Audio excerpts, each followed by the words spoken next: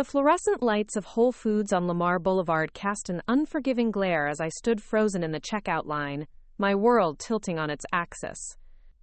There, behind the glass case of the jewelry counter near customer service, sat my grandmother's wedding ring. The same delicate platinum band with the vintage Art Deco setting that had graced my finger for 3 years of marriage. The same ring that had been passed down through 4 generations of strong women in my family. The same ring that my husband Mike had claimed was stolen from our bedroom just 2 weeks ago. Before we jump back in, tell us where you're tuning in from, and if this story touches you, make sure you're subscribed. Because tomorrow, I've saved something extra special for you. But it wasn't stolen, it was being sold. The price tag read $8,000, and beneath it, a small card with familiar handwriting. Consignment from M. Harrison, contact for details. My hands trembled as I abandoned my grocery cart and walked closer to the display case, my heart hammering against my ribs. This couldn't be happening. This couldn't be real. The elderly woman working the jewelry counter noticed my interest and smiled warmly. "That's a beautiful piece, isn't it? Came in just last week. The gentleman who brought it in said it was a family heirloom, but they needed to liquidate some assets for a business investment." Business investment? The words echoed in my mind as I remembered Mike's recent excitement about expanding Harrison and Parker development into luxury condominiums. The same project he'd claimed required him to work late nights and weekend meetings. The same project that had supposedly drained our savings account, forcing us to live on my marketing director's salary alone. "Do you remember anything else about the man who brought it in?" I asked, my voice barely above a whisper. "Oh yes, very charming fellow.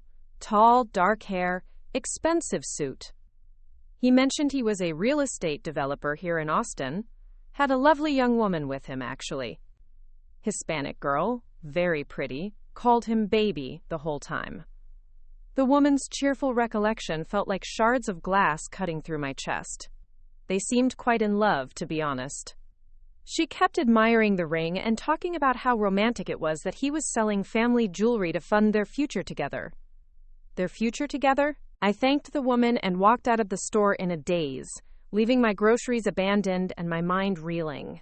Mike hadn't just sold my grandmother's ring without my knowledge. He'd sold it to fund his relationship with another woman, a woman who knew exactly where that ring came from and what it meant, because she'd been there when he pawned our marriage for cash. The drive back to our townhouse in Tarrytown felt like an out-of-body experience. I gripped the steering wheel of my Honda Civic, my bare ring finger catching the afternoon sunlight that streamed through the windshield. Everything looked the same as it had 2 hours ago when I'd left for a simple grocery run, but my entire world had shifted beneath my feet. The familiar tree-lined streets of our neighborhood, the joggers on the sidewalks, the perfectly manicured lawns of our affluent Austin community, it all felt like a movie set where I was suddenly playing a role I'd never auditioned for. My name is Sarah Michelle Thompson, though for the past 3 years I've been Sarah Harrison, and until 20 minutes ago, I thought I knew exactly who that person was. I'm 32 years old, a marketing director at TechVantage, one of Austin's fastest-growing digital marketing firms. I've built my career from the ground up, starting as an intern fresh out of UT and working my way up through sheer determination and an ability to see the bigger picture that most people miss. My colleagues respect me, my clients trust me, and my boss Thomas Wright has been grooming me for a partnership track that would make me one of the youngest senior partners in the company's history. I'm the woman who gets up at 5:30 every morning to run the Ladybird Lake Trail before work, the one who volunteers at the Austin Food Bank on weekends, who hosts book club meetings in our living room and wine nights for my sorority sisters who've stayed in town after graduation. I'm organized, successful, reliable. I'm the friend people call when they need advice, the daughter who never missed a holiday dinner, the wife who believed in building something beautiful with the man she loved. Or at least I thought I was. Now, sitting in my driveway, staring at our 2-story townhouse with its carefully tended garden and the swing on the front porch that Mike installed last spring, I felt like a stranger in my own life. The house we'd bought together 2 years ago, the one we'd spent countless weekends renovating and decorating, suddenly looked like evidence of a lie I'd been living without knowing it. I pulled out my phone and scrolled through my recent text messages with Mike, looking for clues I'd missed, red flags I'd ignored. There weren't many texts, actually. Over the past 3 months, our communication had dwindled to logistics and schedules. Working late again tonight, don't wait up. Client dinner ran long, home by 11. Weekend site visit for the Meridian Project. See you Sunday evening. The Meridian Project. Mike's ambitious plan to develop luxury condominiums in East Austin, targeting the tech workers and young professionals who were flooding into the city. He'd been working on it for 8 months, ever since he and his business partner Jimmy Parker had secured the land. It was supposed to be their big break, the project that would establish Harrison and Parker Development as a major player in Austin's booming real estate market. I'd been proud of his ambition, supportive of his late nights and weekend work sessions. When he'd told me the project had hit some unexpected costs and we needed to tighten our budget temporarily, I'd agreed without question. When he'd suggested we put off our planned vacation to Italy, I'd understood. When he'd asked me to cover more of our household expenses while he reinvested his income into the business, I'd willingly taken on the financial load. What I hadn't agreed to was having my family heirlooms sold to fund his affair. The ring had been my grandmother's originally, passed down to my mother, and then to me when Mike proposed 3 years ago in Zilker Park during the spring festival season. He'd gotten down on one knee right as the sun was setting behind the Austin skyline, with hundreds of people celebrating around us, and I'd felt like the luckiest woman in Texas. The ring had been resized to fit perfectly, its vintage charm complementing my style in a way that felt both timeless and deeply personal. "It's perfect," Mike had said when I'd shown him the ring after my mother presented it to us. "Just like you. Classic, elegant, with a story that goes deeper than most people bother to look." Apparently that story was worth $8,000 to him. I sat in my car for another 10 minutes, trying to process what I'd discovered and what it meant for everything I thought I knew about my marriage. The house in front of me held 3 years of memories. But how many of those memories were real? How long had Mike been seeing this woman? How many times had he lied directly to my face while I'd been supporting his dreams and our future together? More importantly, what was I going to do about it? My phone buzzed with a text from my best friend Becca Johnson, as if the universe had decided I needed exactly the right person at exactly the right moment.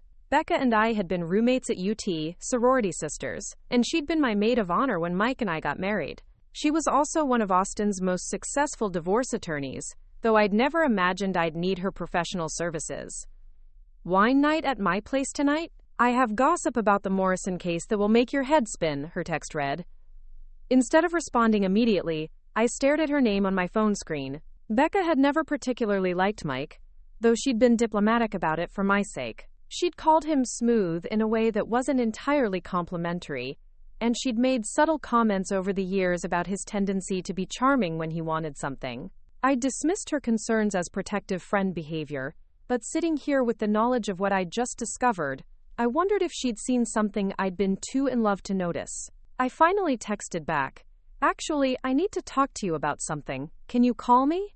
My phone rang within 30 seconds. "Sarah, what's wrong? You sound weird in text, which is impossible, but somehow you managed it." Despite everything, I smiled. Becca had a gift for cutting through tension with humor, while still being completely present for whatever crisis needed handling. It was part of what made her such an effective attorney. "Becca, if you found out your husband was cheating, and you had proof, what would you do?" The silence on the other end lasted about 3 seconds, which for Becca was practically an eternity. "I would gather every piece of evidence I could find, document everything, protect my assets, and then I would destroy him so thoroughly that he'd think a tornado hit his life. But more importantly, are we talking hypothetically, or do I need to clear my schedule and come over right now? I just found my wedding ring being sold at a consignment counter at Whole Foods, the same ring Mike reported stolen 2 weeks ago. The woman working there said he brought it in with his girlfriend. I'll be there in 15 minutes. Don't do anything, don't confront him, don't even think about having a conversation with him until we talk." And Sarah? "I'm sorry. I know this has to be devastating." After she hung up, I finally got out of my car and walked into the house that no longer felt like home. Everything looked exactly the same as it had when I had left to buy ingredients for the dinner I'd planned to cook for Mike tonight. The photos of our wedding day still lined the hallway, my face radiant with happiness as I looked up at a man I'd trusted completely. The kitchen still held the coffee mugs from this morning's rushed breakfast, when Mike had kissed my forehead and told me he loved me before heading off to what I now realized was probably a day spent with another woman. I walked upstairs to our bedroom and looked around with new eyes. The walk-in closet we shared, where Mike's expensive suits hung next to my professional wardrobe. The bathroom with 2 sinks where we'd brushed our teeth together every night for 3 years. The bed where we'd made love, made plans, made promises that apparently meant more to me than they had to him. But it was the jewelry box on my dresser that made me sit down hard on the edge of the bed. The small velvet box where I'd kept my grandmother's ring when I wasn't wearing it, usually when I was cooking or exercising. Mike had asked me about it 2 weeks ago, wondered if I'd seen it, helped me search the house when we couldn't find it. He'd been the one to suggest we file a police report for the theft. He'd held me while I cried about losing something so precious, so irreplaceable. He'd comforted me for losing something he'd stolen. The doorbell rang exactly 15 minutes after Becca's call, and I opened it to find my best friend standing on my porch with a bottle of wine, a box of tissues, and a legal pad. Her dark hair was pulled back in the severe bun she wore to court, and her expression was the same one she used when preparing to cross-examine a hostile witness. "Okay," she said, walking into my living room and setting her supplies on the coffee table. "Tell me everything, start to finish, and don't leave out any details, no matter how small or embarrassing they seem." So I did. I told her about finding the ring, about the jewelry counter woman's description of Mike and his girlfriend, about the months of increased work hours and decreased intimacy. I told her about the financial strain of the Meridian project and how I'd been covering more and more of our expenses. I told her about the subtle changes in Mike's behavior, the way he'd become more protective of his phone, more vague about his schedule, more distant even when he was physically present. Becca took notes throughout my entire story, asking clarifying questions and nodding in the grim way that meant she was building a case in her mind. "How long has this been going on?" she asked when I finished. "I don't know. The ring thing just happened 2 weeks ago, but looking back, I think the distance started maybe 3 or 4 months ago. Around the time the Meridian project began requiring so much extra time." "Yes?" Becca set down her pen and looked at me with the kind of direct eye contact that meant she was about to say something I needed to hear but wouldn't want to. "Sarah, I need you to understand something. This isn't just about cheating. This is about financial abuse. Mike took something that belonged to you, something with deep sentimental value that couldn't be replaced, and he sold it to fund his relationship with another woman.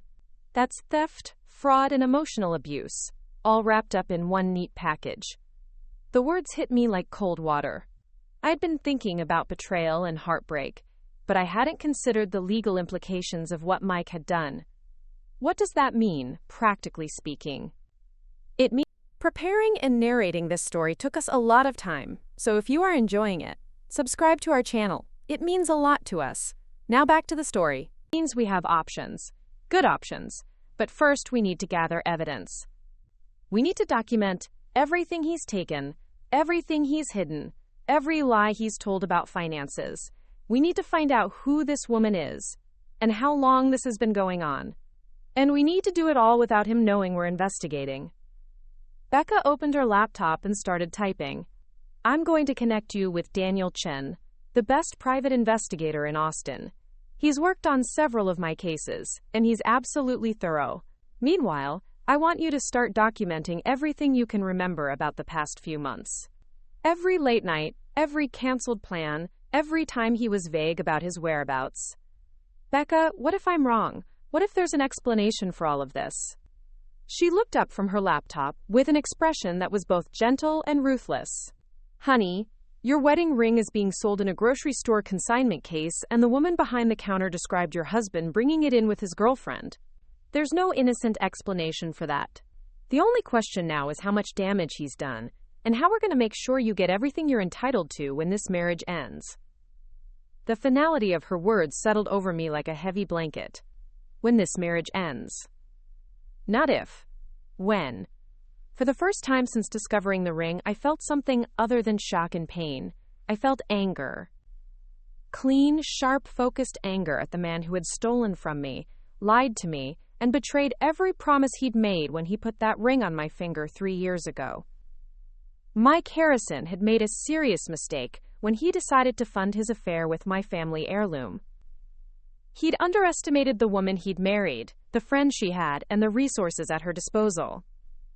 He thought he was dealing with a heartbroken wife who would quietly accept his betrayal and walk away with whatever scraps he chose to give her. He was about to learn how wrong he was.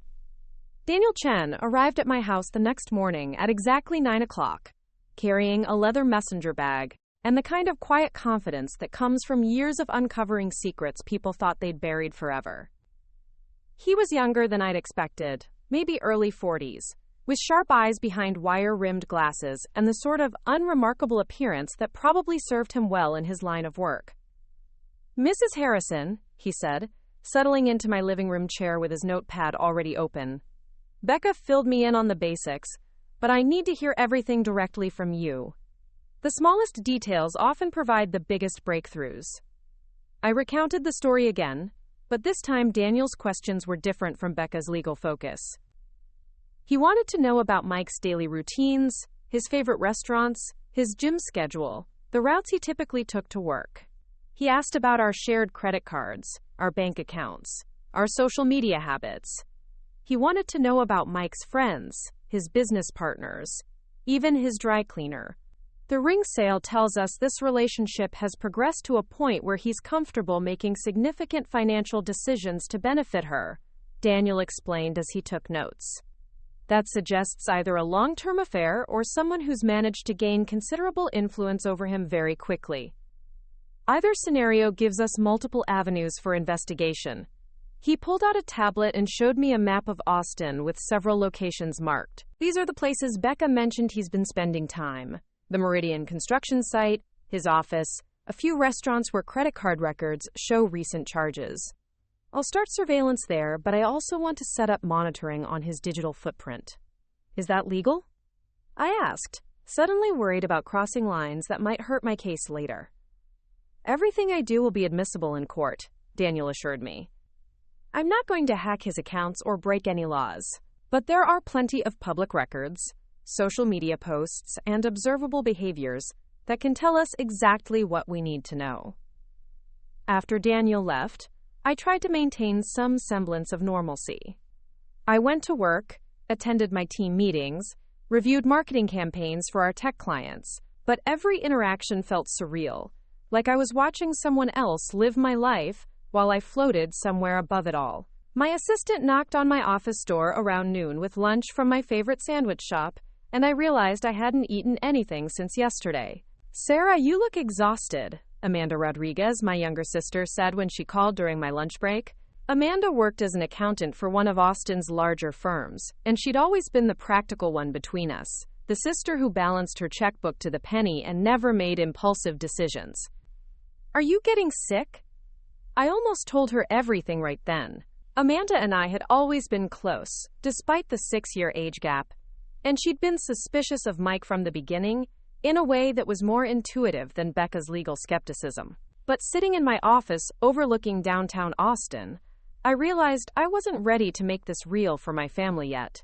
Once I told Amanda, she'd tell our parents. And then everyone would know that Sarah, the successful one, the one who always had her life together, had been married to a man who stole from her to fund his affair. "Just tired," I said instead. "The Peterson campaign is keeping me up late."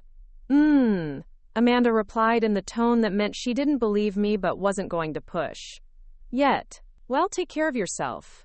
And call me if you need anything, okay?"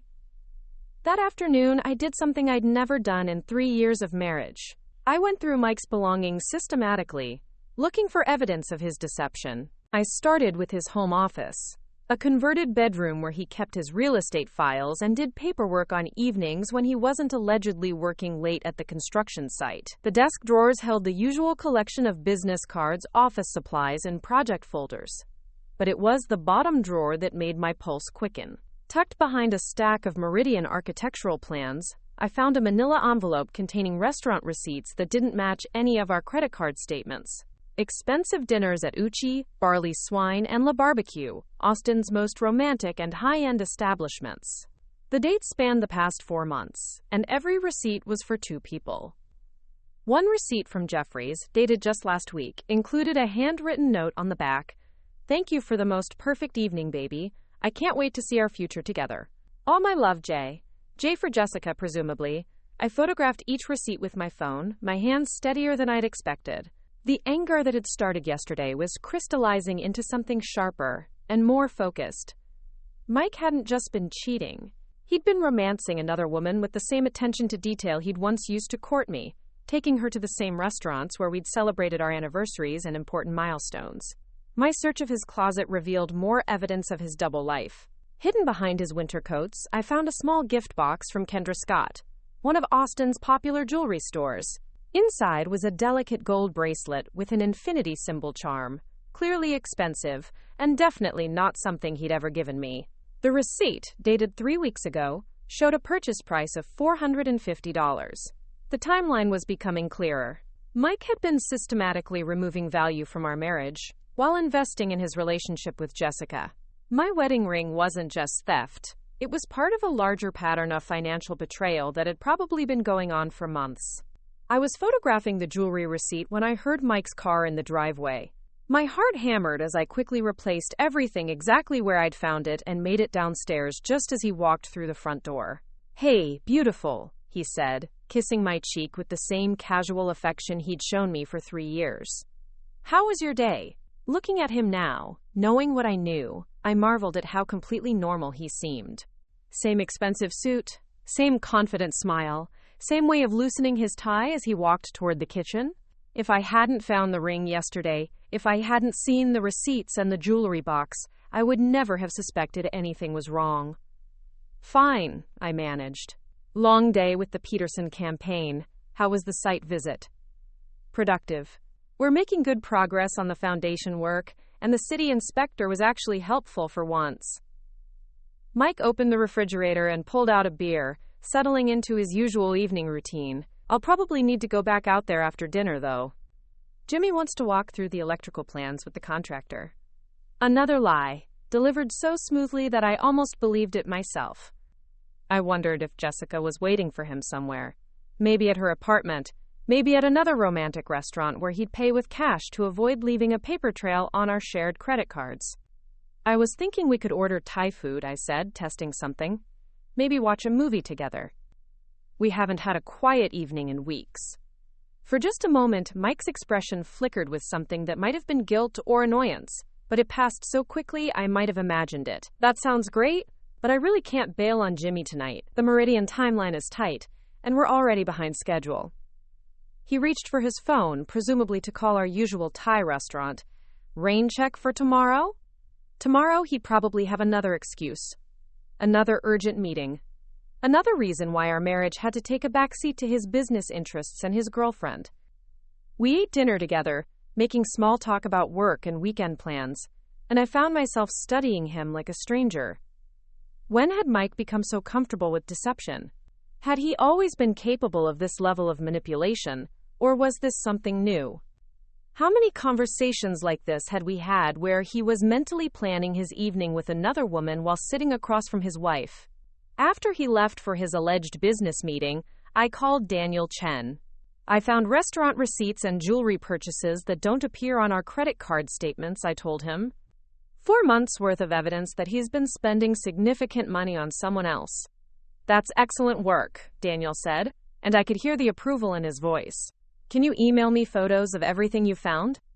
I'll cross-reference the dates and locations with my surveillance schedule. There's something else. He's leaving again tonight for another supposed business meeting. If you wanted to follow him. "I'm already in position near your house," Daniel said. "I've been tracking his evening patterns for the past 2 days. Don't worry, Mrs. Harrison. We're gonna get you everything you need." After I hung up, I poured myself a glass of wine and sat in our living room, looking at the photos from our wedding day that lined the mantel. 3 years ago, I'd been so certain about our future together. Mike had been attentive, romantic, supportive of my career ambitions. He'd encouraged me to take the promotion at TechVantage, celebrated my successes, talked about buying a bigger house and maybe starting a family in a few years. When had that man disappeared? When had he been replaced by someone who could steal my grandmother's ring and use the money to buy jewelry for his mistress? My phone buzzed with a text from my mother. "Haven't heard from you in a few days, sweetie. Everything okay?" Everything was so far from okay that I didn't even know how to begin explaining it.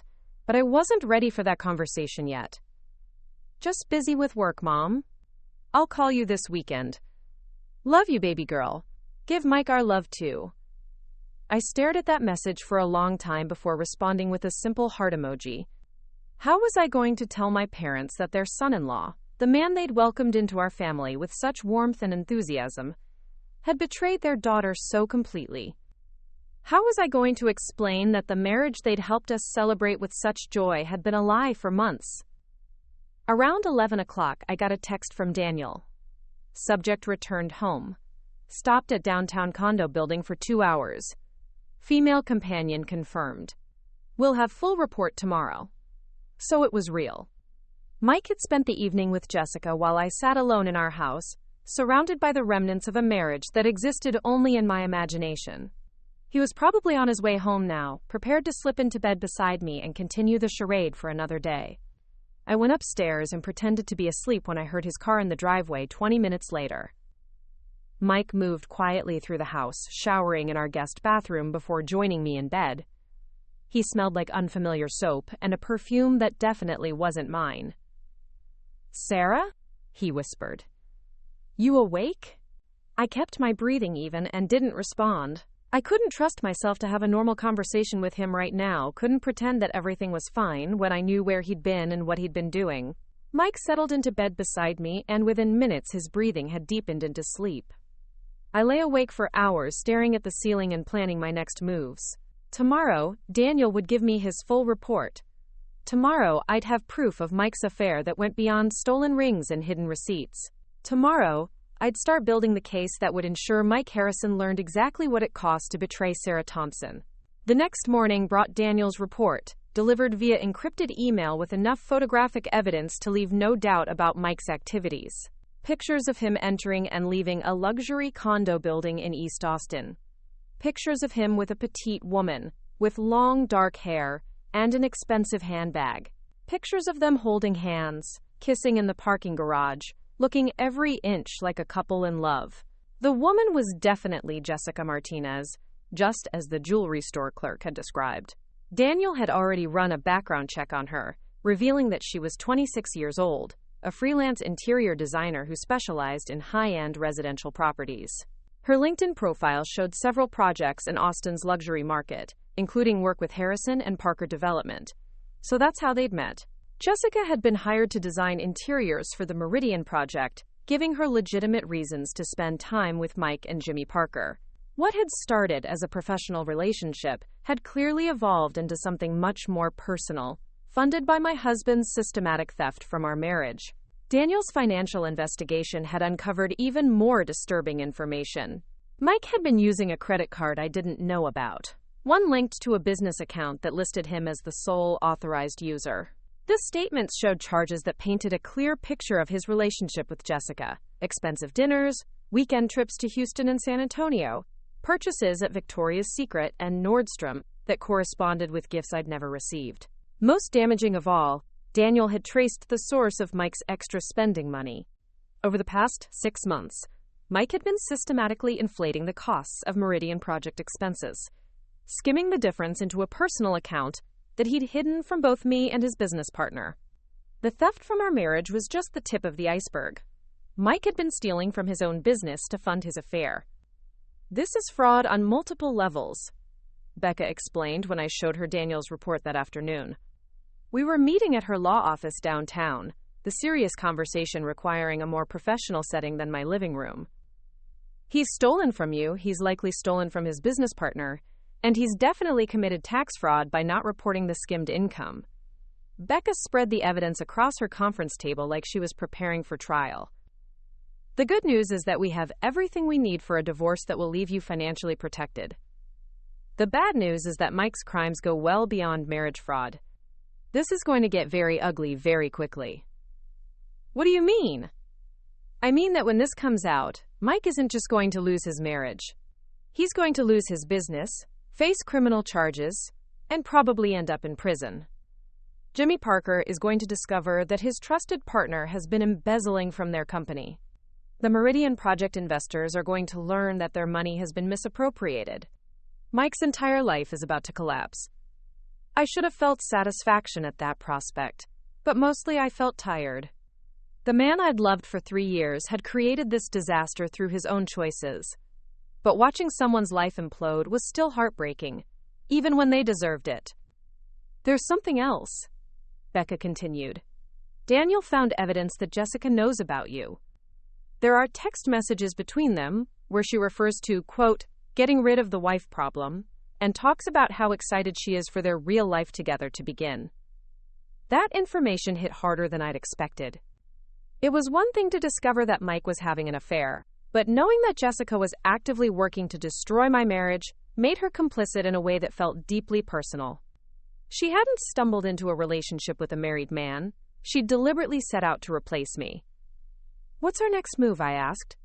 Becca's smile was sharp and professional. We're going to give Mike exactly what he wants. We're going to help him start his new life with Jessica by removing all the obstacles standing in their way. His marriage, his business partnership, his financial security, all of it. And we're going to do it in the most public, devastating way possible. I don't want revenge, Becca. I just want justice. Sometimes, she said, gathering the evidence into neat stacks, justice and revenge look exactly the same. Over the next 2 weeks, I continued living my double life. By day, I was still Sarah Harrison, successful marketing executive and devoted wife. I attended work meetings, had lunch with colleagues, responded to Mike's texts about dinner plans and weekend activities. But in the evenings and early mornings, I became someone else entirely, a woman systematically documenting her husband's betrayal and building an airtight case for his destruction. Daniel's surveillance revealed the full scope of Mike's deception.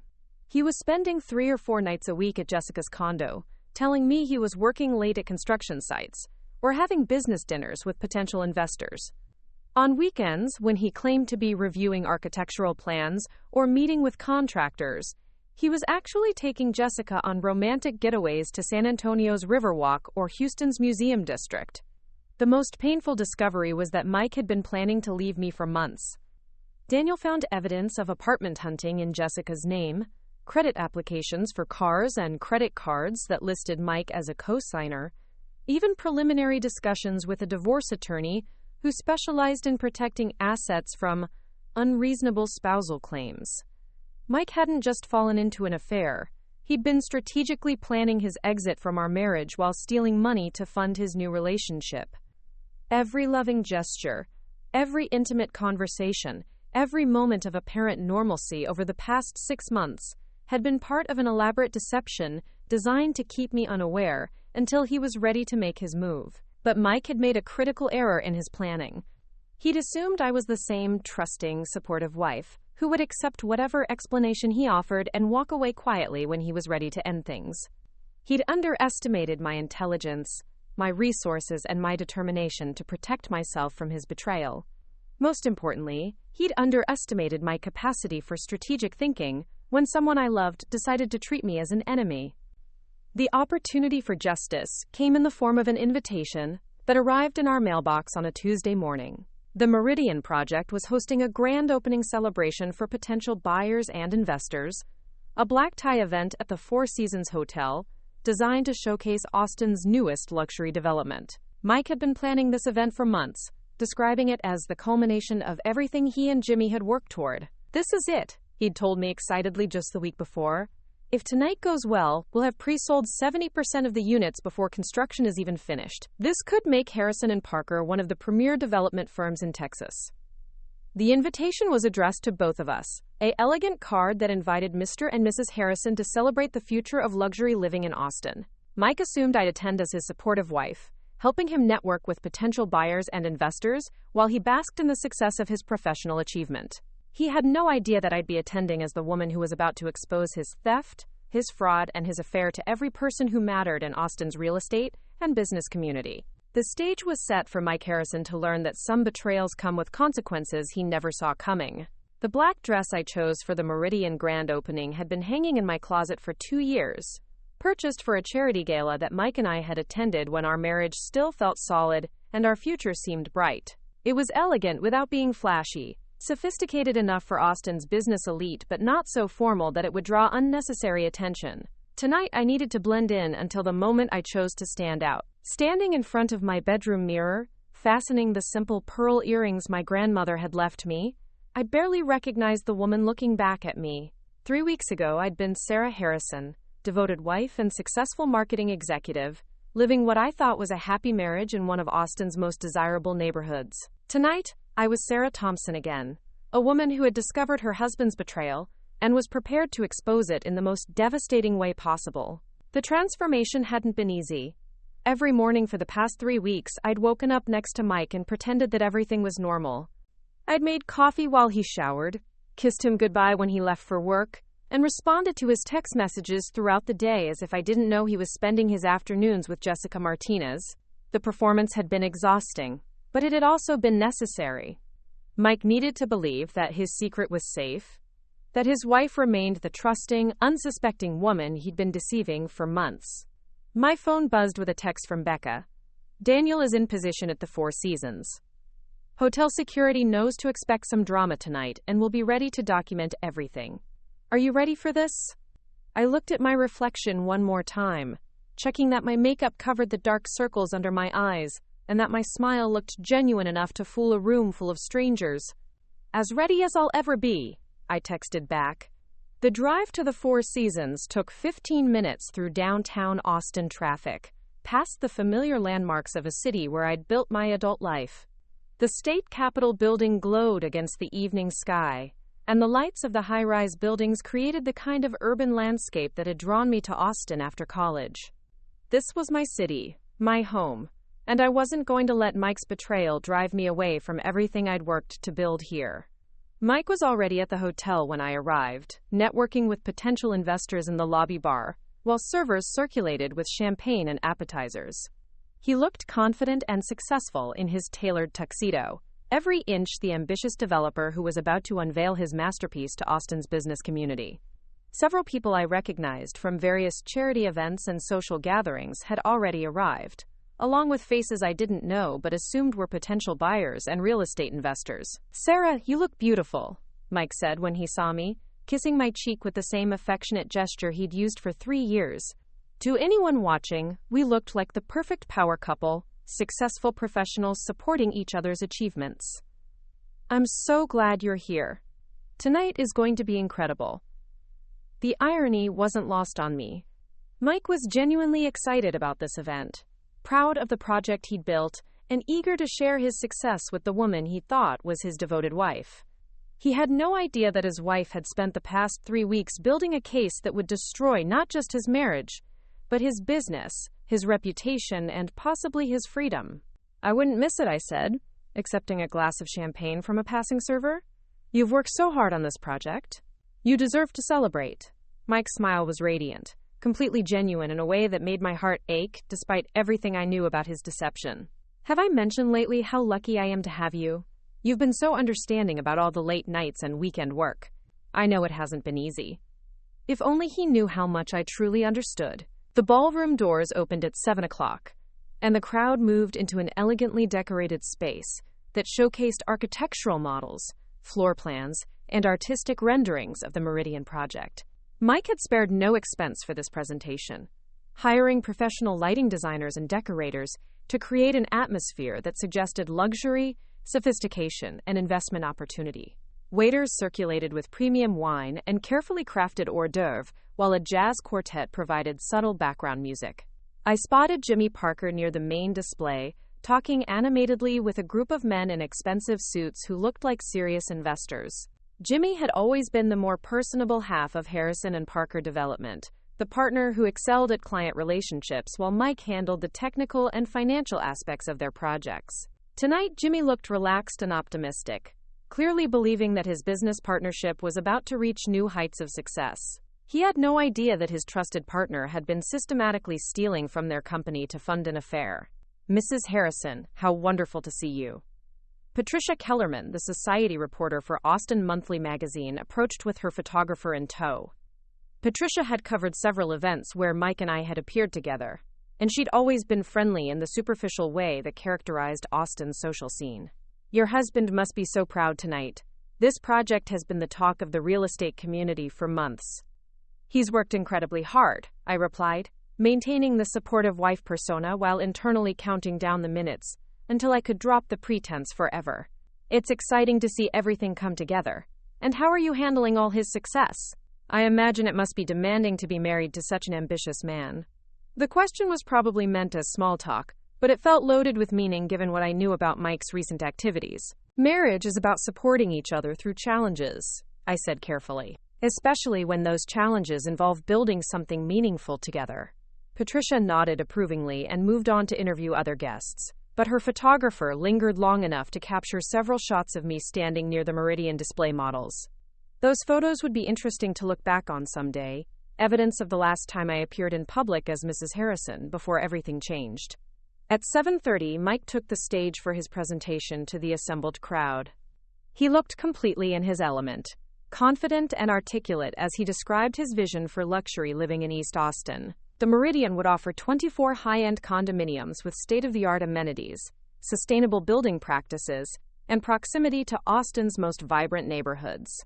Pre-construction pricing started at $800,000, with penthouse units available for over $1 million. Ladies and gentlemen, Mike concluded his prepared remarks, the Meridian represents more than just another development project. It represents the future of Austin, a city that honors its past while embracing innovation and growth. My partner Jimmy Parker and I are proud to offer you the opportunity to be part of that future. The applause was enthusiastic, and I could see several attendees already approaching Jimmy with serious expressions that suggested genuine buying interest. Mike had always been talented at sales presentations, capable of painting compelling pictures of lifestyle and investment opportunity that made people want to open their wallets. What he hadn't anticipated was that his wife had become equally skilled at presentation, and that her audience tonight would be learning about a very different kind of investment opportunity. Mike stepped down from the stage and was immediately surrounded by potential buyers and investors eager to discuss details and pricing. I watched him work the room with practiced ease, shaking hands and exchanging business cards while maintaining the charm and confidence that had first attracted me to him 5 years ago. He was good at this, genuinely talented at building relationships and closing deals. Unfortunately for Mike, he'd made the mistake of treating his marriage like a business transaction where he could manipulate the terms without his partner's knowledge or consent. At 8 o'clock, I received a text from Daniel. Jessica Martinez just entered the building. She's wearing a red dress and appears to be alone. Proceeding to ballroom level. My pulse quickened. Mike had told me that tonight was strictly business, that spouses and family members were invited, but that he needed to focus entirely on potential investors and buyers. The idea that Jessica would attend his professional showcase suggested a level of boldness that bordered on reckless. Or maybe it suggested that Mike had promised her something tonight, some kind of public acknowledgement of their relationship that would signal his readiness to move their affair into the open. Either way, Jessica's presence would make what I was planning significantly more dramatic and infinitely more satisfying. I positioned myself near the bar where I could observe the ballroom entrance while maintaining casual conversation with other guests. Mike was across the room discussing square footage and amenities with a couple who looked like serious buyers, completely absorbed in his sales pitch. He hadn't noticed his mistress's arrival, or if he had, he was skilled enough at compartmentalization to continue his presentation without missing a beat. Jessica entered the ballroom with the kind of confidence that suggested she felt entitled to be there.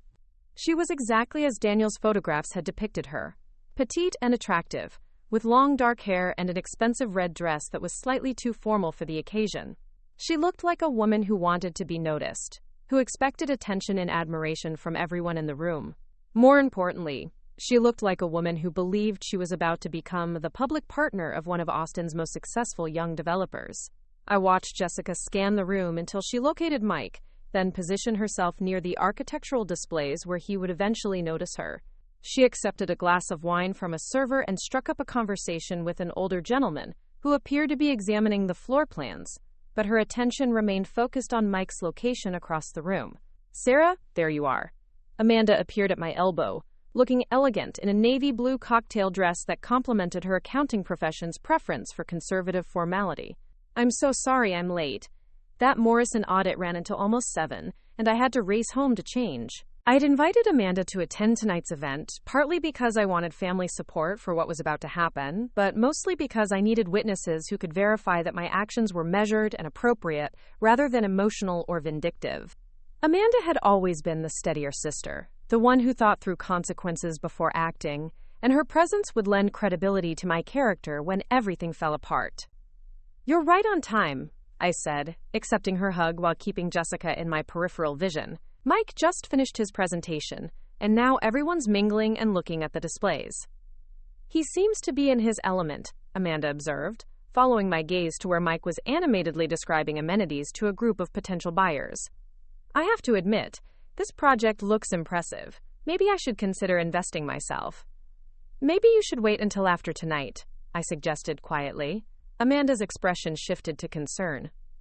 "Sarah, what's going on?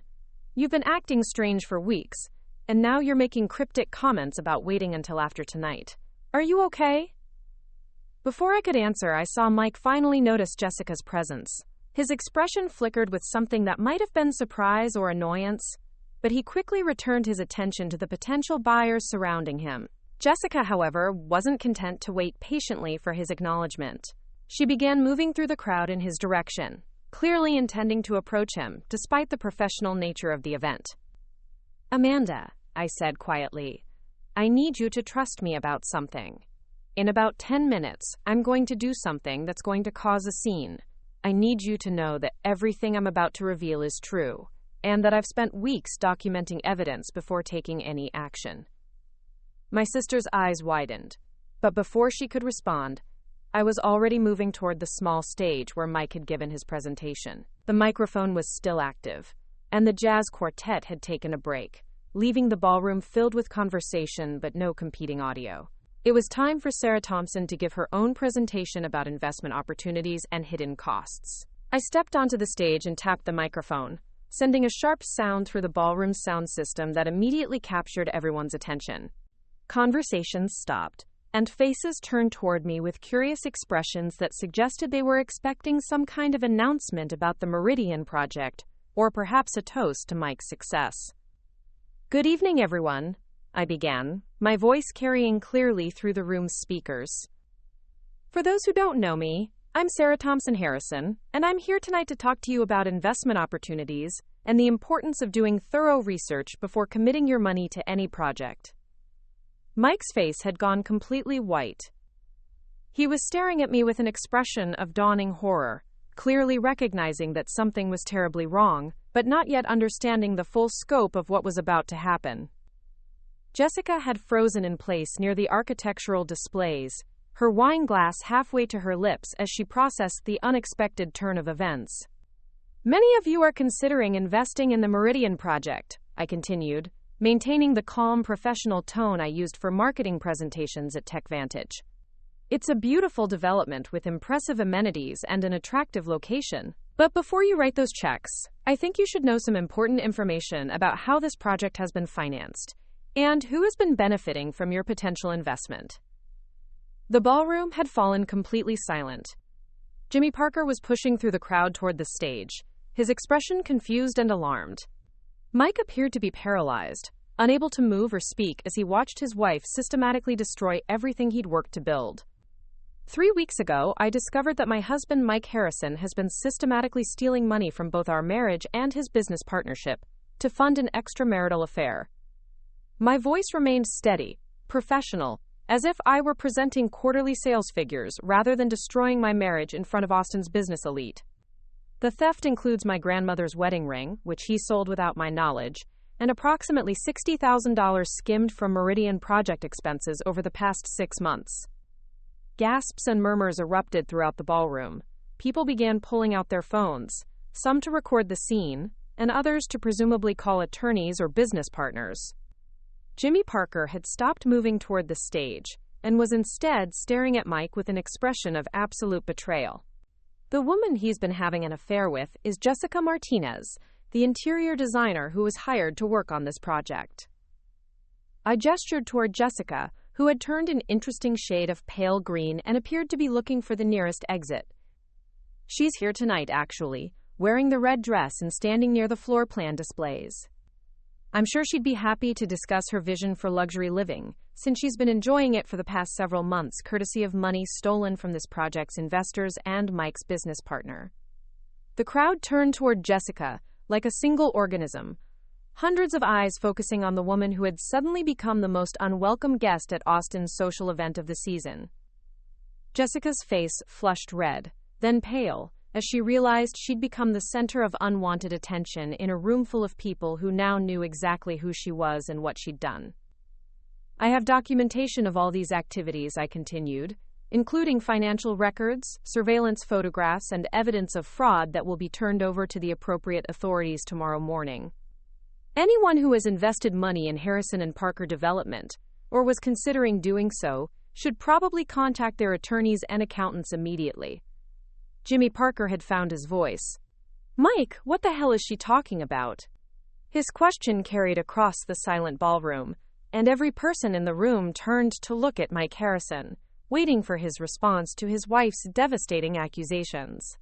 Mike's mouth opened and closed several times, but no sound emerged. He looked like a man who had just watched his entire life explode in the span of 3 minutes, which was exactly what had happened. The evidence is comprehensive and will be made available to anyone who needs it for legal proceedings, I concluded. I apologize for disrupting what should have been a celebration of Austin's growth and development. Unfortunately, some celebrations are built on lies, and those lies eventually have consequences. I stepped down from the stage to complete silence, walking calmly through a crowd that parted before me like I was carrying a contagious disease.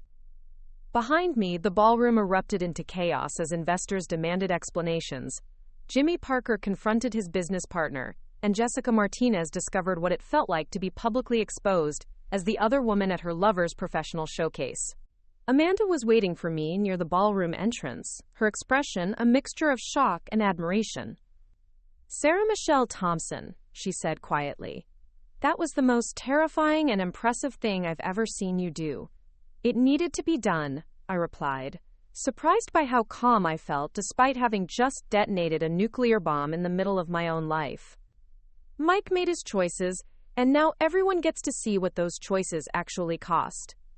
As we walked toward the hotel exit, I could hear shouting from the ballroom behind us. Someone was demanding to see financial records, someone else was threatening lawsuits, and through it all I could hear Mike's voice trying desperately to explain the unexplainable to an increasingly hostile crowd.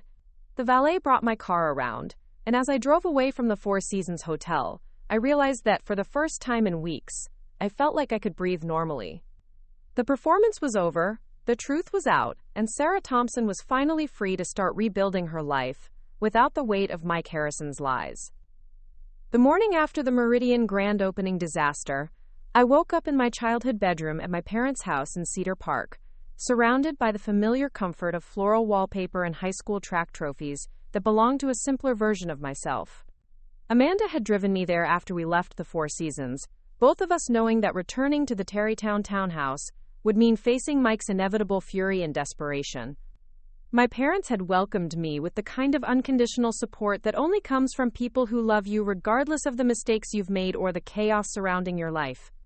My phone had been buzzing continuously since 5 a.m, with calls from reporters, attorneys, potential investors from last night's event, and numbers I didn't recognize. The Austin business community was buzzing with news of Mike Harrison's spectacular downfall, and everyone wanted either information, quotes, or reassurance that their own investments weren't at risk. I turned the phone to silent and buried it in my purse, needing a few hours of peace before dealing with the avalanche of consequences I'd triggered. Coffee's ready, my mother said softly, appearing in my doorway with a steaming mug and the kind of gentle smile she'd perfected during my teenage years when life felt overwhelming. Patricia Thompson had raised 2 daughters while working as a high school principal, and she possessed an almost supernatural ability to know exactly when to offer comfort and when to push for action. Thanks, Mom, I said, accepting the coffee and patting the bed beside me. I suppose you want to know what happened last night. Amanda filled us in on the basics, she replied, settling next to me with her own mug. Your father is downstairs reading every news article and social media post about Mike's company, muttering things about always knowing that boy was too smooth for his own good. I almost smiled at that. My father, a retired electrician who'd built his reputation on honest work and keeping his word, had never quite warmed to Mike's charm and ambition. He'd been polite during family gatherings and genuinely happy about our marriage, but there had always been a reserve in his interactions with my husband that I'd attributed to protective father instincts rather than genuine intuition about Mike's character. Dad was right, I said simply. Mike was exactly as smooth as he seemed, and that should have been a warning sign. What are you going to do now, sweetheart? It was the question I'd been avoiding since leaving the hotel last night. For 3 weeks, my entire focus had been on gathering evidence and planning Mike's exposure, but I hadn't spent much time thinking about what came next for Sarah Thompson. The woman who had built a marketing career, bought a house, and created a life in Austin now had to figure out how to rebuild everything from the wreckage of a marriage that had been a lie for months. I honestly don't know, I admitted. Becca says the divorce will be straightforward given all the evidence we have, but there's still the question of what happens to the house, my job, my entire life in Austin. Everything was built around being Mrs. Harrison, and I don't know who Sarah Thompson is supposed to be now. My mother studied me with the thoughtful expression she'd worn during countless conversations about homework, college applications, career decisions, and relationship troubles. You know, when I divorced your father's predecessor, I felt exactly the same way. Like I'd been playing a role for so long that I'd forgotten who I was underneath it all. I stared at her in shock. You were married before Dad? For 18 months when I was 24. His name was Robert, and he was charming, ambitious, and completely wrong for me in ways I didn't recognize until it was almost too late. She smiled ruefully. He wasn't stealing money or having affairs, but he was trying to turn me into someone I wasn't, and I was so eager to be the perfect wife that I almost let him succeed. What made you realize you needed to leave? I caught myself lying to my own mother about how happy I was. When you have to lie to the people who love you most about the basic facts of your life, that's when you know something fundamental is wrong. The parallel to my own situation was painfully clear. I'd been lying to my family, my friends, and ultimately myself about the state of my marriage for months, making excuses for Mike's behavior and accepting explanations that didn't quite make sense because I wanted to believe that everything was fine. The hardest part, my mother continued, was realizing that the life I'd been trying so hard to save wasn't actually worth saving. I'd been fighting for something that was already broken, just because I was afraid of starting over. Before I could respond, Amanda appeared in the doorway, holding her laptop and wearing the expression she used when delivering bad news to clients whose tax returns had triggered IRS audits. Sarah, you need to see this. The Austin American-Statesman just published a full investigation into Harrison and Parker development, and it's not pretty. I accepted the laptop and began reading the article that had apparently been researched and written overnight by reporters who smelled a major scandal. The headline read, "Local developer accused of embezzlement, fraud and spectacular public revelation," and the story included quotes from several potential investors who had been at last night's event. According to the article, Jimmy Parker had spent the early morning hours with attorneys and accountants, trying to determine the full scope of his partner's financial manipulation. Initial estimates suggested that Mike had stolen nearly $200,000 from their business over the past year, money that was supposed to fund construction costs, marketing expenses, and investor relations for the Meridian project. More damaging still, the article revealed that several investors had already committed significant funds to the project based on financial projections that were apparently fraudulent. The Travis County District Attorney's Office was already reviewing the case for potential criminal charges, and the Texas Real Estate Commission had suspended Mike's professional license pending investigation. But it was the final paragraph that made my blood run cold. Harrison could not be reached for comment, but sources close to the situation report that he and interior designer Jessica Martinez left Austin early this morning, allegedly driving toward the Mexican border in a vehicle registered to Martinez. He ran, I said, staring at the screen in disbelief. Mike actually ran. It gets worse, Amanda said grimly. Becca called an hour ago. Apparently, Mike cleaned out every bank account he had access to before leaving town, including your joint checking and savings accounts. He also maxed out the credit cards and took a cash advance against the house. The magnitude of Mike's desperation was staggering. Rather than facing the consequences of his actions, he'd chosen to steal everything he could carry and flee the state with his mistress, leaving behind his business partner, his investors, his reputation, and his wife to deal with the legal and financial wreckage. How much did he take? I asked, though I wasn't sure I wanted to know the answer. About $40,000 from your joint accounts, plus whatever he could get from the credit cards. Becca is already working with the banks to freeze everything and report the theft, but some of the damage is already done. $40,000 represented my entire emergency fund, the money I'd saved over 3 years of marriage for unexpected expenses or future opportunities. Mike had stolen not just my grandmother's ring and my trust, but also my financial security and my ability to rebuild my life independently. There's something else, Amanda continued hesitantly. The police found Mike's car abandoned at a rest stop outside San Antonio. They think he and Jessica switched to her vehicle, but they haven't been able to track them further south than that. So Mike had not only run, but he'd done it in a way that suggested premeditation and planning. This wasn't a panicked response to last night's exposure. It was a carefully orchestrated escape plan that he'd probably been developing for weeks or months. The realization hit me like cold water. Mike had never intended to face any consequences for his actions. He'd been planning to disappear with Jessica all along, taking whatever money he could steal and leaving everyone else to clean up the mess. Last night's public exposure had simply accelerated his timeline, rather than causing him to reconsider his choices. My phone buzzed with a call from Becca, and I reluctantly answered. Sarah, where are you? I've been trying to reach you for hours. I'm at my parents' house. Amanda told me about Mike running and the money. That's actually not the worst of it. I just got off the phone with the FBI Financial Crimes Unit. Mike's theft apparently crossed state lines when he used stolen funds to purchase property in Mexico through a shell company. This is now a federal case, and they want to interview you as soon as possible. The FBI? My mother's eyes widened as she caught the conversation. Mike established an offshore account in the Cayman Islands 6 months ago, and has been moving money there systematically.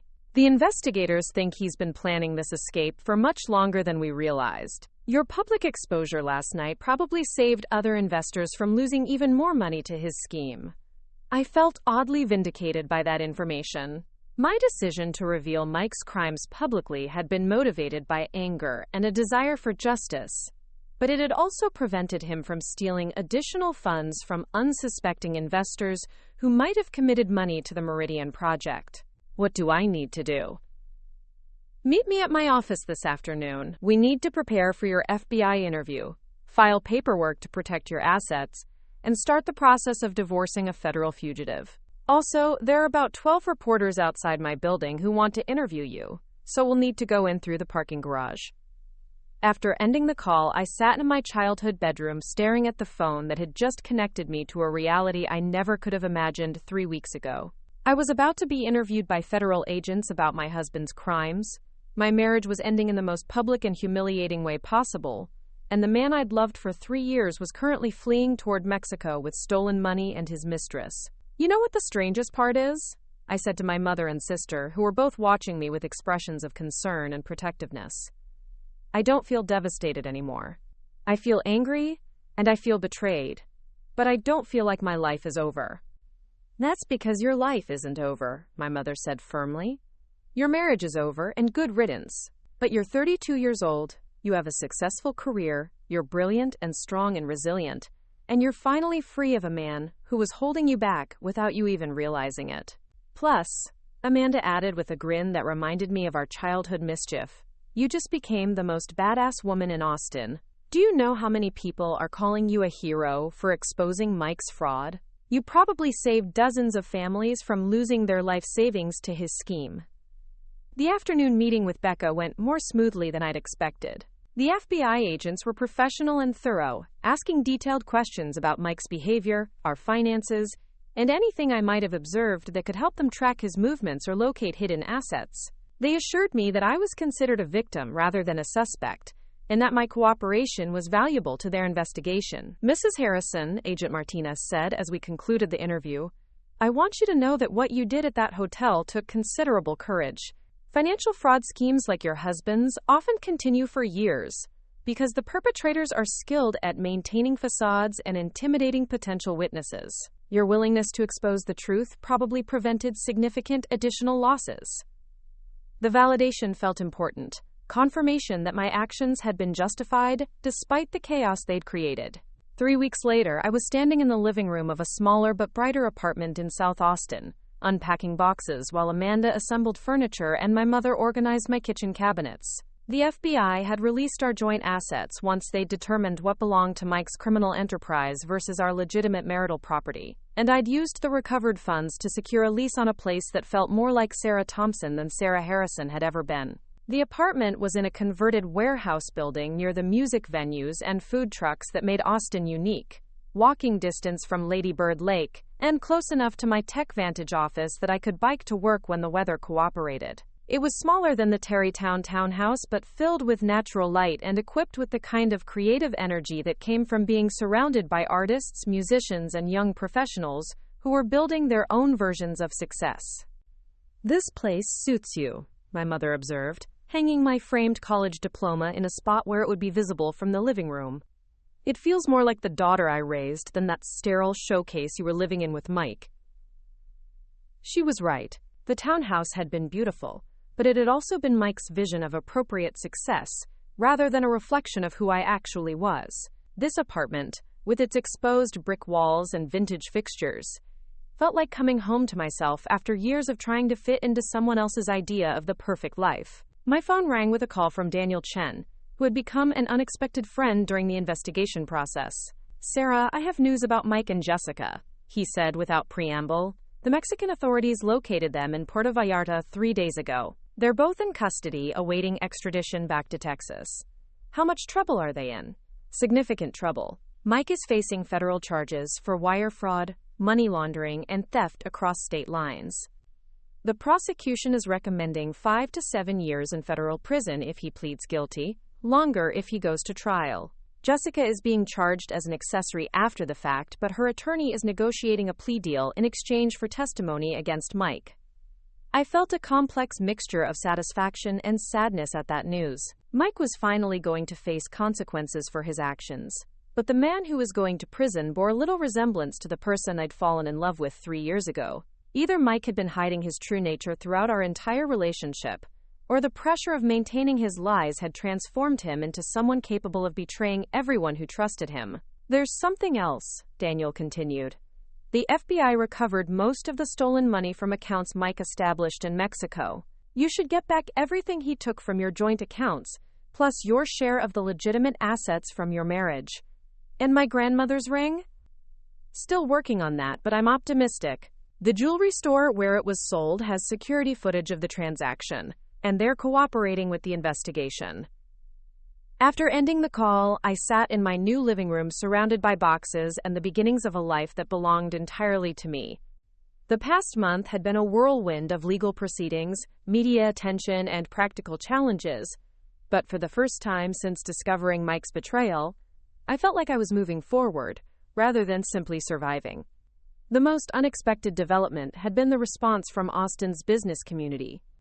Rather than viewing me as the woman who'd caused a scandal, most people seemed to regard me as someone who'd demonstrated integrity and courage under impossible circumstances. Several clients had specifically requested to work with me at Tech Vantage, and Thomas Wright had quietly mentioned that the partnership track he'd been discussing was still very much available if I was interested. "You know," Amanda said, looking up from the bookshelf she was assembling, "Mike actually did you a favor by showing his true colors now rather than later. Imagine if you'd had children with him, or if he'd waited until you were 50 to reveal what kind of person he really was." The thought was sobering but accurate. Mike's betrayal had been devastating, but it had also freed me from a marriage that was built on deception and would have eventually collapsed under the weight of his lies. I was 32 years old, financially secure, professionally successful, and surrounded by family and friends who loved me. The future I'd imagined with Mike was gone, but the future I could build as Sarah Thompson was full of possibilities I'd never considered. That evening, I sat on my apartment balcony with a glass of wine, watching the Austin skyline light up as the sun set behind the downtown buildings. Somewhere in that city, Jimmy Parker was probably working with attorneys to salvage what remained of Harrison and Parker development. Somewhere else, investors were calculating their losses and learning hard lessons about due diligence and trust. And in a jail cell in Mexico, Mike Harrison was presumably contemplating the spectacular collapse of everything he'd worked to build. My phone buzzed with a text from an unknown number. "Saw the news about your ex.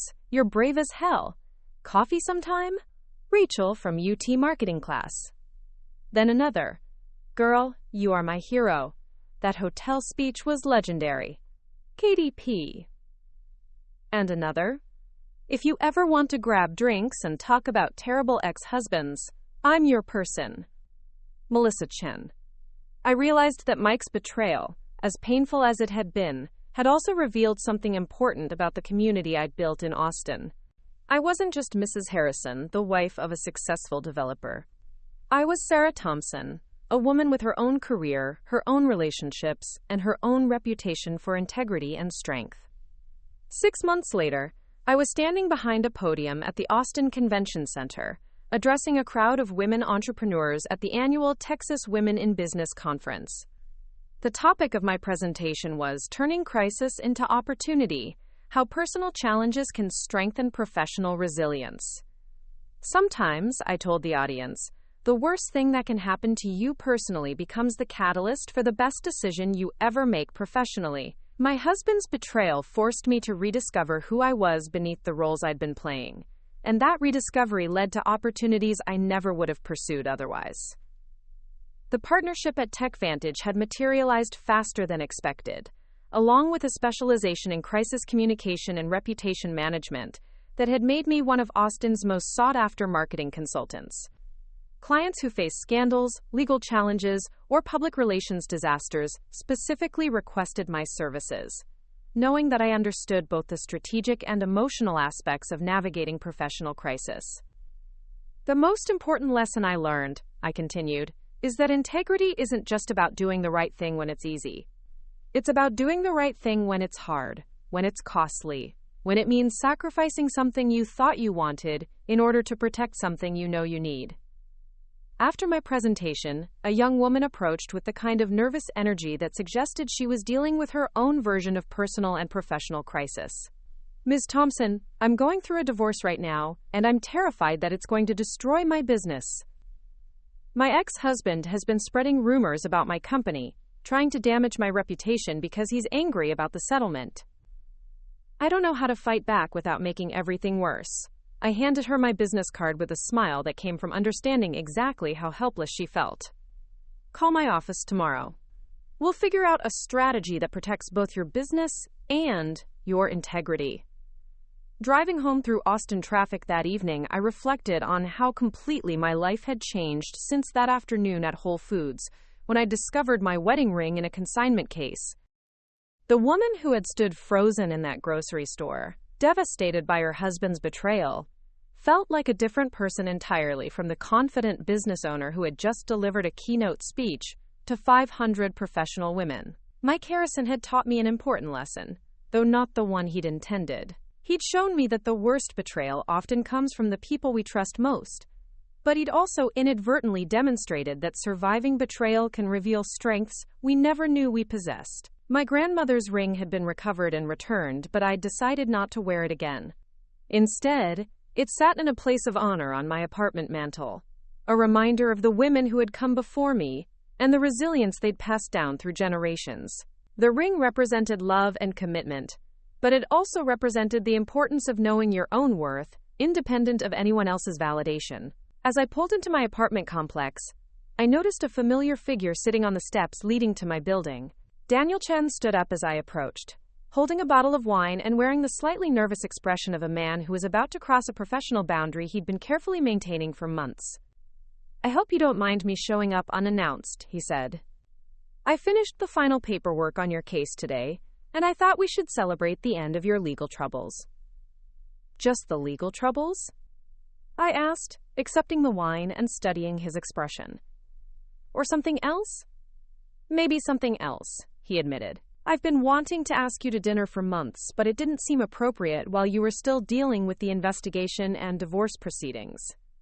I looked at Daniel Chen, this intelligent, ethical man who had helped me rebuild my life from the ashes of Mike's betrayal, and realized that Sarah Thompson was ready for whatever came next. Dinner sounds perfect, I said. But you should know that I've learned to be very careful about trusting men who seem too good to be true. Good, he replied with a smile. That means you've learned exactly the right lessons from everything you've been through. As we walked up the stairs to my apartment, I thought about the journey that had brought me to this moment. Mike's betrayal had cost me my marriage, my financial security, and my faith in my own judgment. But it had also given me something invaluable. The knowledge that Sarah Thompson was strong enough to survive anything, smart enough to fight for herself, and brave enough to start over when starting over was the only option. The ring was gone, the marriage was over, and the man who had thought he could steal my future had learned that some women refuse to be victims of other people's choices. In the end, justice had looked exactly like Mike Harrison sitting in a federal prison, while Sarah Thompson built a life that was entirely her own. And that, I realized, was the best revenge of all. 2 years had passed since that devastating night at the Four Seasons, and I found myself standing in the marble-floored lobby of the federal courthouse in downtown Austin, wearing a charcoal gray suit that commanded respect and carrying a briefcase that contained the final chapter of Mike Harrison's legal saga. Today was his sentencing hearing, the culmination of a federal investigation that had revealed the true scope of his financial crimes, and the moment when justice would finally be served in full measure. The media attention had died down considerably since the initial explosion of coverage, but several reporters still lingered near the courthouse steps, recognizing that the conclusion of one of Austin's most spectacular fraud cases warranted documentation. I nodded politely to the familiar faces from the Austin American-Statesman and local television stations, but declined their requests for interviews. This day belonged to the victims Mike had betrayed, not to the spectacle of his downfall. Becca Johnson appeared at my elbow, looking every inch the successful attorney she'd become, partly through her representation of my case. The publicity from Mike's prosecution had elevated her profile significantly in Austin's legal community, establishing her as the go-to divorce attorney for high-net-worth individuals facing complex financial fraud situations. She'd handled 17 similar cases in the past 2 years, each one building on the precedents and strategies we developed during my divorce proceedings. "Are you ready for this?" she asked, studying my expression with the practiced eye of someone who'd guided me through 2 years of legal proceedings, depositions, and court appearances. "Seeing Mike in person again might be more difficult than you expect. I've been preparing for this moment for months," I replied, and it was true. My therapist, Dr. Jennifer Walsh, had spent considerable time helping me process not just Mike's betrayal, but also my own role in enabling his deception, through my willingness to accept explanations that didn't quite make sense, and my tendency to prioritize harmony over truth in our relationship. The personal growth I'd experienced over the past 2 years had been as dramatic as my professional transformation. The woman who had stood frozen in a grocery store, devastated by the discovery of her wedding ring in a consignment case, no longer existed. In her place stood Sarah Thompson, founder and CEO of Thompson Strategic Communications, a crisis management firm that had become one of Austin's most respected consulting companies. My client list now included Fortune 500 companies, political candidates, and high-profile individuals who needed expert guidance through reputation-threatening scandals. The skills I'd developed while investigating Mike's crimes and navigating my own public exposure had translated seamlessly into helping others manage their worst moments with dignity and strategic precision. What had begun as personal necessity had evolved into professional expertise that commanded premium fees and industry recognition. "Mrs. Harrison, or rather, Ms. Thompson," a familiar voice called from across the courthouse lobby. Jimmy Parker approached with his attorney, looking older and more weathered than he had 2 years ago, but with an air of quiet determination that suggested he'd survived his business partnership's spectacular collapse. "I wanted to thank you again for your testimony during the civil proceedings. The restitution we recovered because of your evidence allowed us to compensate most of our defrauded investors." Jimmy's gratitude had been consistent throughout the legal process, despite the fact that my public exposure of Mike's crimes had destroyed Harrison and Parker Development and forced him to rebuild his career from scratch. He'd launched a new firm specializing in affordable housing development, focusing on projects that served Austin's growing population of service industry workers and young professionals who'd been priced out of the luxury market that Mike had pursued. "You deserve to know the truth about what your partner was doing," I replied. "I'm glad the investigation helped you recover enough to make your investors whole." "It did more than that," Jimmy said seriously. "It taught me to pay attention to details I'd been ignoring and to ask questions I'd been avoiding. The new company is smaller, but it's also more ethical and more sustainable than anything Mike and I built together."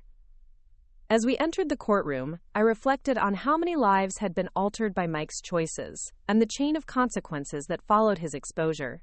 Jessica Martinez had served 8 months in federal prison before being released to complete her sentence through community service and probation. She'd lost her interior design business, her professional reputation, and most of her personal relationships. But she'd also cooperated fully with federal investigators and provided testimony that had been crucial in documenting the full scope of Mike's financial manipulation. According to Daniel Chen, who still occasionally updated me on developments in the case, Jessica had moved to Houston after her release and was working as a sales associate at a furniture store while trying to rebuild her life away from the Austin social scene where her relationship with Mike had made her notorious. Her cooperation with prosecutors had been motivated partly by genuine remorse and partly by the reality that Mike had abandoned her in Mexico when federal agents closed in, leaving her to face consequences he'd tried to escape. The courtroom filled steadily with familiar faces from the past 2 years of legal proceedings. Investors who had lost money to Mike's schemes. Employees of Harrison and Parker Development who had lost their jobs when the company collapsed. Former clients whose projects had been disrupted by the investigation. Each person represented a life that had been damaged by Mike's selfish choices, and their presence served as a powerful reminder that financial fraud was never a victimless crime. Federal prosecutor Maria Santos took her place at the government's table, organizing files and documents with the methodical precision that had characterized her presentation of the case against Mike. Over the past 18 months, Maria had become something approaching a friend. Her professional respect for my cooperation and testimony evolving into genuine admiration for the way I'd rebuilt my life after Mike's betrayal. "Ms. Thompson," she'd told me during our final preparation meeting, "your case has become a model for how fraud victims can take control of their situations, rather than simply accepting whatever their perpetrators choose to give them. I've referred several other victims to your example as proof that surviving financial abuse can actually make someone stronger and more successful than they were before." The validation had been meaningful, confirmation that my decision to expose Mike publicly, rather than handling our divorce quietly, had been the right choice despite the chaos and media attention it had generated. By forcing his crimes into the open, I'd not only protected other potential victims but also demonstrated that women didn't have to accept betrayal and theft as the inevitable cost of trusting the wrong person. At exactly 10 o'clock, the bailiff called the court to order, and Judge Patricia Hernandez entered with the stern expression that had characterized her handling of Mike's case from the beginning. Judge Hernandez had a reputation for imposing significant sentences on white-collar criminals, particularly those whose crimes demonstrated planning, sophistication, and a callous disregard for their victims' welfare. "The defendant may rise," Judge Hernandez announced, and for the first time in 2 years, I saw Mike Harrison in person. The change was dramatic and unsettling. The confident, charismatic man who had charmed investors and social gatherings had been replaced by someone who looked significantly older, thinner, and marked by the stress of facing federal prosecution while incarcerated. His expensive suits had been replaced by a standard orange jumpsuit, and his once perfect hair was now gray at the temples and cut in the utilitarian style of federal detention facilities. But it was Mike's expression that affected me most profoundly. Gone was the smug confidence he'd displayed during our marriage, the sense of entitlement that had allowed him to steal from our relationship, while maintaining the facade of a devoted husband. In its place was something that looked like genuine remorse, though I'd learned to be skeptical of Mike's ability to present whatever emotion served his purposes at any given moment. "Mr. Harrison," Judge Hernandez began, consulting the sentencing documents before her, "you have pleaded guilty to multiple counts of wire fraud, money laundering, and theft across state lines.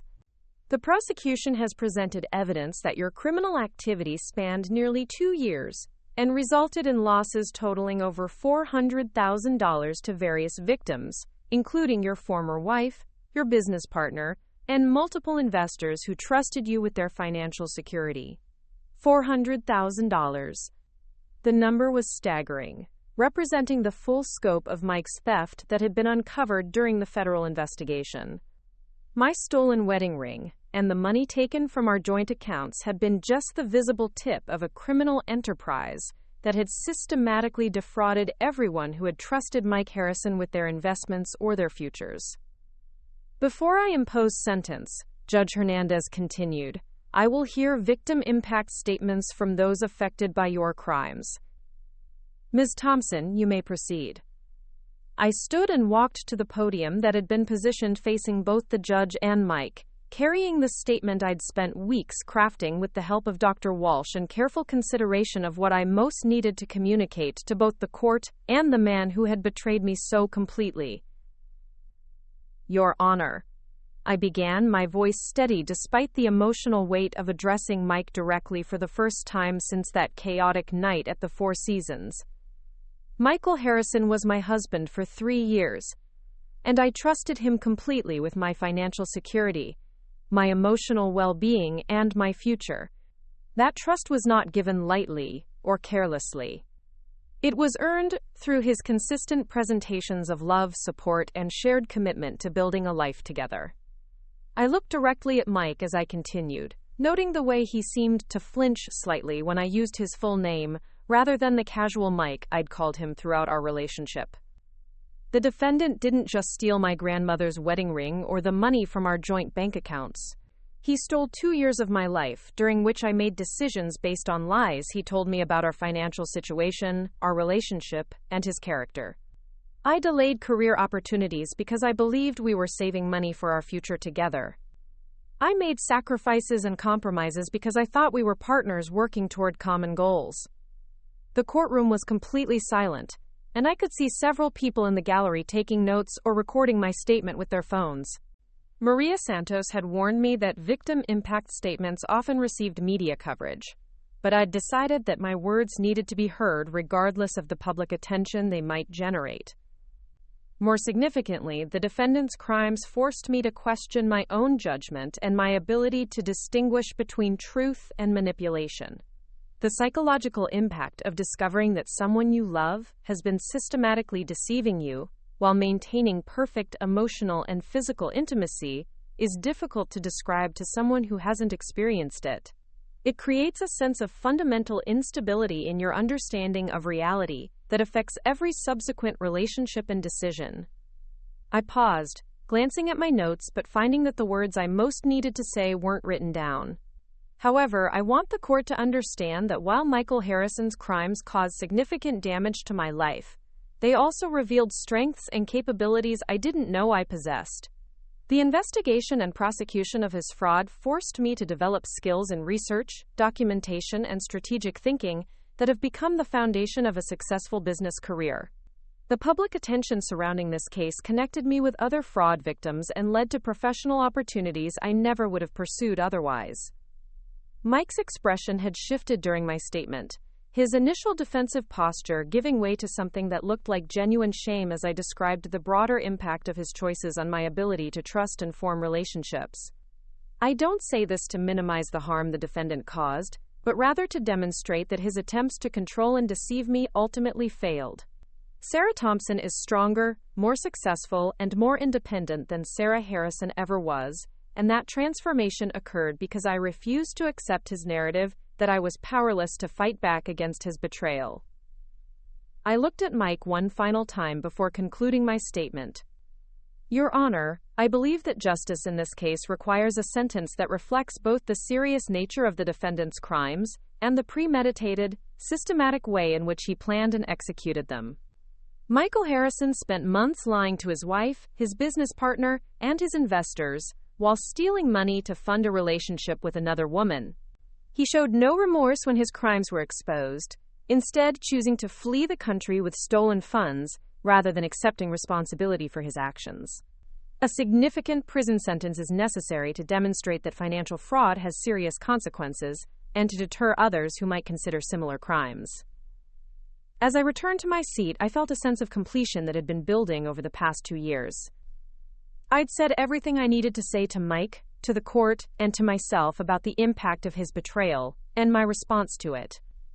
Whatever sentence Judge Hernandez imposed would be the final chapter of Mike Harrison's involvement in my life, the moment when his actions stopped being something that happened to me and became simply part of the history that had shaped who I chose to become.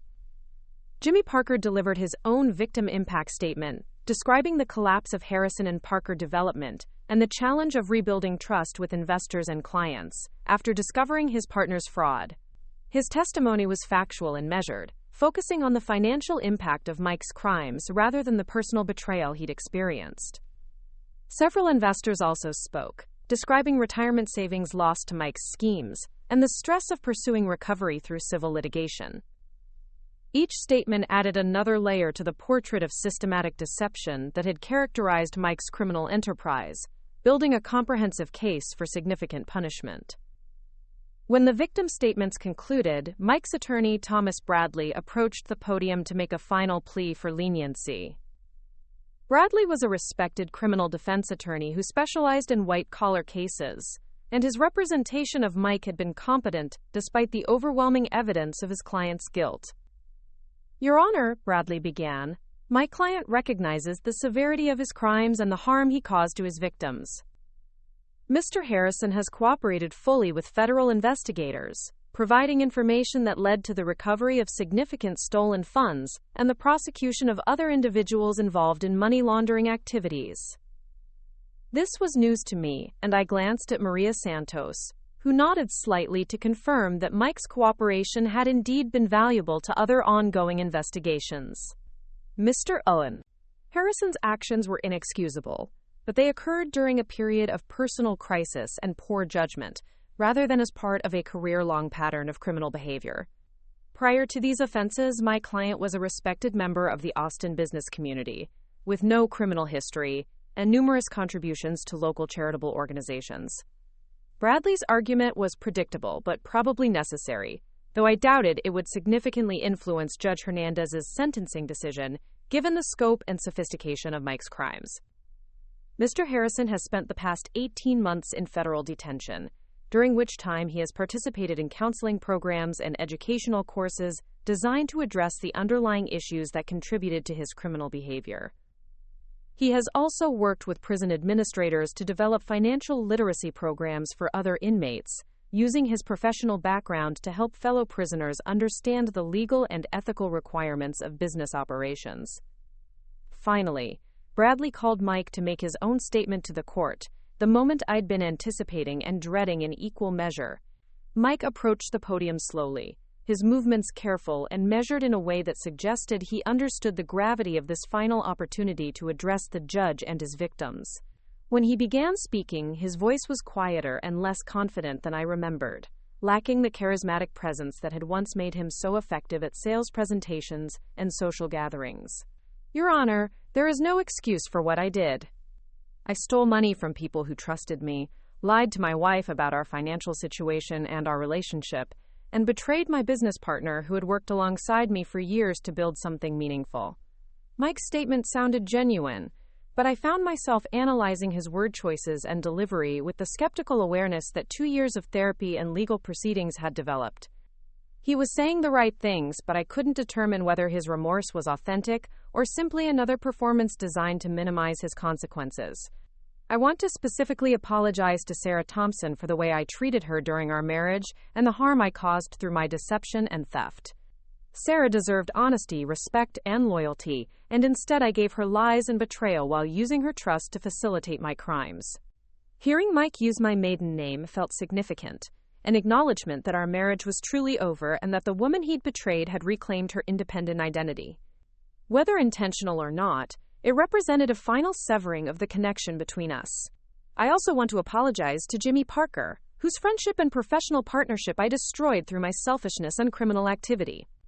Jimmy trusted me with his financial security and his reputation, and I abused that trust in ways that damaged not just our business but also his ability to pursue future opportunities in real estate development. Mike continued for several more minutes, addressing various investors and expressing remorse for the broader impact of his crimes on Austin's real estate community. His statement concluded with a request for mercy and a promise to make full restitution to all victims, if given the opportunity to rebuild his life and career after serving his sentence.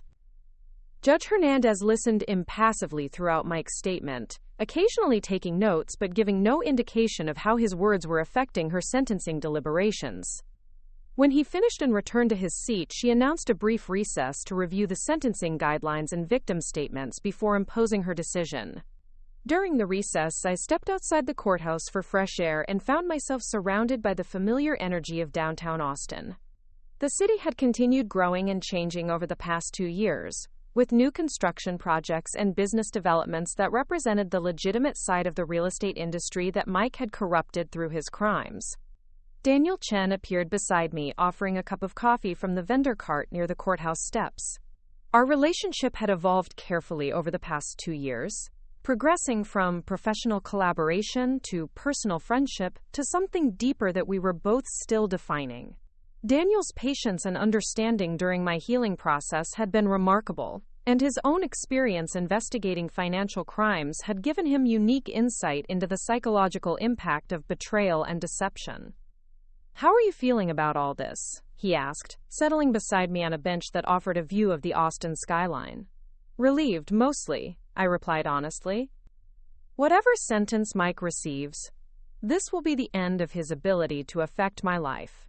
I'll never have to see him again, never have to think about his opinions or his reactions to my choices."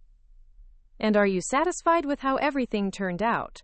It was a complex question that required careful consideration. Mike's prosecution had delivered justice and recovered most of the stolen money, while the publicity surrounding the case had established my reputation and launched my consulting business.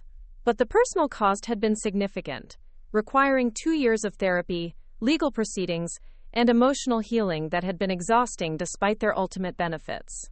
"I'm satisfied that I fought back instead of accepting his betrayal quietly," I said finally. "I'm satisfied that other victims received justice, and that Mike's crimes were exposed before he could steal even more money. And I'm satisfied that Sarah Thompson became someone stronger and more successful than Sarah Harrison ever could have been." When court reconvened, Judge Hernandez delivered her sentencing decision with the measured authority that had characterized her handling of the entire case. "Mr. Harrison, your crimes represent a serious breach of trust that affected multiple victims and demonstrated sophisticated planning and execution over an extended period. The evidence presented during these proceedings shows that you systematically deceived your wife, your business partner, and your investors, while stealing money to fund an extramarital relationship." She paused, consulting her notes before continuing with the specific terms of Mike's punishment.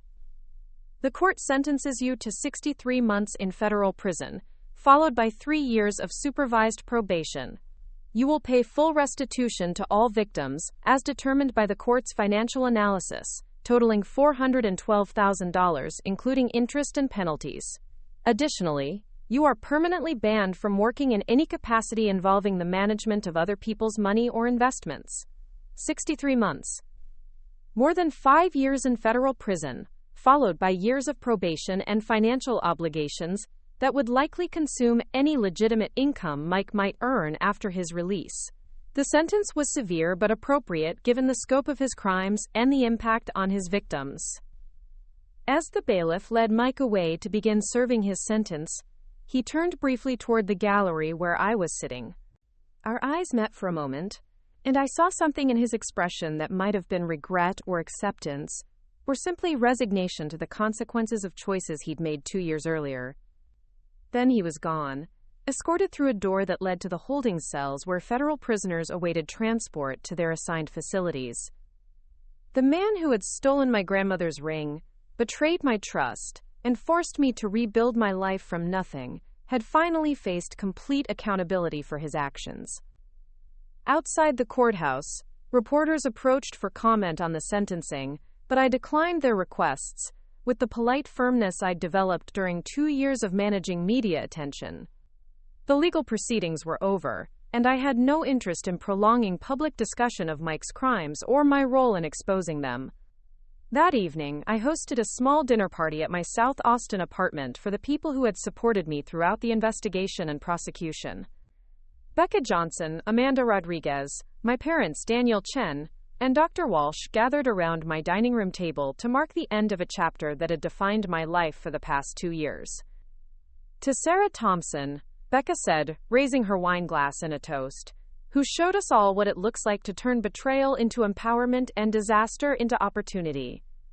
As we clinked glasses and shared stories about the journey that had brought us to this moment, I reflected on the transformation that had begun with a devastating discovery in a grocery store and ended with the successful prosecution of a federal criminal. The woman who had found her wedding ring being sold to fund her husband's affair no longer existed, replaced by someone who understood her own strength and was prepared to use it to help others facing similar challenges. 3 months later, I stood before another audience, this time addressing a conference of law enforcement officials and victim advocates who specialized in financial crimes. My presentation, titled From Victim to Victor: How Proper Documentation and Strategic Exposure Can Enhance Prosecution Success, had become one of the most requested speaking topics in my consulting practice. The key to transforming personal betrayal into effective prosecution, I told the audience, is understanding that victims of financial fraud possess unique knowledge and insights that can be invaluable to investigators if properly documented and presented. The challenge is helping victims move past their emotional trauma quickly enough to become active participants in building their cases rather than simply witnesses to their own victimization. After the conference, I returned to Austin and my thriving consulting practice, which now employed 6 people and handled crisis communication for clients across Texas and beyond. The skills I'd developed while investigating Mike's crimes had proven transferable to helping corporations, political figures, and high-profile individuals navigate reputation-threatening scandals with strategic precision and ethical integrity. My grandmother's wedding ring sat in a place of honor on my office bookshelf, no longer a symbol of betrayal, but rather a reminder of the resilience that had been passed down through generations of strong women. I'd chosen not to wear it again, but I treasured it as a connection to family history and personal strength that no one could steal or diminish. The ring had been sold to fund an affair, but its recovery had become the foundation of a life that was entirely my own, built on principles of honesty, independence, and the understanding that sometimes the best revenge is simply refusing to be destroyed by someone else's betrayal. Mike Harrison had taught me that trust could be weaponized by the wrong person, but he'd also inadvertently demonstrated that surviving deception could reveal capabilities and opportunities that might never have been discovered otherwise. In the end, his crimes had cost him everything, while giving me the chance to become exactly who I was meant to be.